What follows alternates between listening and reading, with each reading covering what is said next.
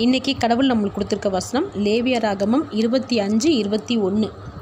நான் 6ஆம் வருஷத்தில் உங்களுக்கு ஆசீர்வாதத்தை அனுக்கிரகம் பண்ணுவேன், அது உங்களுக்கு 3 வருஷத்தின் பலனை தரும். இந்த வசனத்தை கொண்டு கடவுள் நம்மகிட்ட என்ன சொல்கிறத பார்ப்போம். லேவியராகமம் 25:20 பார்த்தோம்னா, விதைக்காமலும் விளைந்ததை சேர்க்காமலும் இருக்கணும்னா நாங்கள் எதை சாப்பிடுவோம்னு கேட்பாங்க. அப்போ தான் கடவுள் சொல்கிறாரு, உங்களுக்கு 6ஆம் வருஷத்துலேயே ஆசீர்வதித்து 3 வருஷத்தின் பலனை முன்கூட்டியே கொடுத்துருவேன்னு சொல்கிறாரு.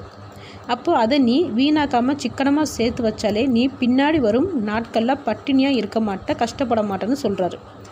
கடவுளுக்கு நல்லாவே தெரியும், எல்லா நேரத்துலேயும் காலங்களையும் மனுஷனுக்கு ஆதாயம் லாபம் இருந்துக்கிட்டே இருக்காது. நல்லாவே கடவுளுக்கு தெரியும், சில நாட்களில் சில காலங்களில் சரிவு வரும்னு தெரியும். கடவுள் நமக்கு செல்வத்தை கொடுக்கும்போதே சுதாரித்து சேர்த்து வைக்கணும். இப்போ நம்ம செல்வந்தராக இருக்கோம்னு தேவையில்லாத செலவு, ஆடம்பரமாக செலவு பண்ணிட்டு இருந்தோம்னா பின்னாடி வரும் காலங்களில் கஷ்டப்பட தான் செய்யணும். அதனால் கடவுள் எந்த ஆசீர்வாதத்தை கொடுத்தாலும் நாம் அதை அனாவசியமாக செலவழிக்காமல் சேர்த்து வைக்கும்போது இன்னும் அதிக ஆசீர்வாதத்தை கடவுள் கொடுப்பார். ஆமேன்.